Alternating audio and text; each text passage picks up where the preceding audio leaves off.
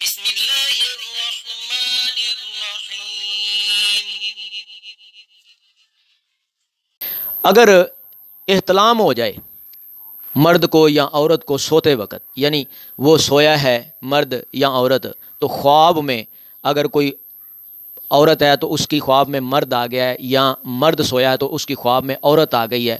تو انہوں نے خواب کے اندر ہی ایک دوسرے کے ساتھ ہم بستری کی تو احتلام ہو گیا۔ یہ بسا اوقات ایسا ہو جاتا ہے، عورتوں کے ساتھ بھی ہو جاتا ہے، مردوں کے ساتھ بھی ہو جاتا ہے، اور ایسا زیادہ تر تب ہوتا ہے جب بندہ بد پرہیزی کرتا ہے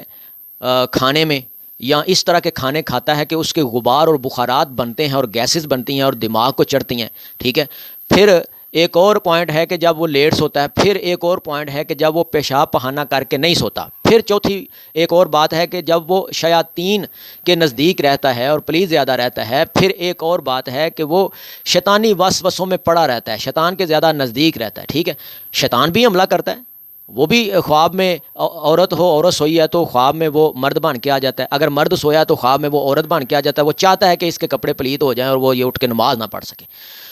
تو اب اگر کسی کو احتلام ہو گیا تو رمضان المبارک ہے، وہ کیا کرے گا؟ ایک تو احتلام کی بات ہے، ایک یہ بات ہے کہ بندہ شادی شدہ ہے تو وہ ہم بستری کر لیتا ہے، مرد ہے اس کا دل کر رہا ہے تو اس نے اپنی عورت کو راضی کر لیا تو ہم بستری ہو گئی، عورت ہے اس کا دل کیا ہے تو اس نے اپنے مرد کو راضی کیا تو ہم بستری ہو گئی۔ تو اب سحری کا وقت بہت ہی کم ہے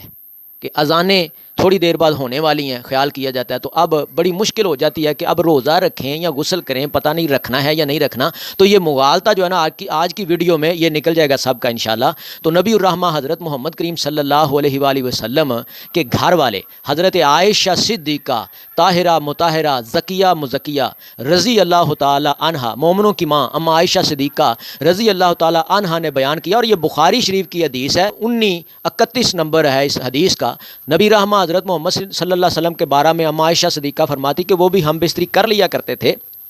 اور جنبی حالت میں ہوتے تھے، ناپاکی کی حالت میں ہوتے تھے، تو آپ صلی اللہ علیہ وسلم دیکھتے کہ نہانے کا ٹائم نہیں ہے، صرف روزہ رکھنے کا ٹائم ہے، تو آپ صلی اللہ علیہ وسلم پہلے روزہ رکھ لیتے، بعد میں غسل کرتے اور پھر نماز کا اہتمام کرتے۔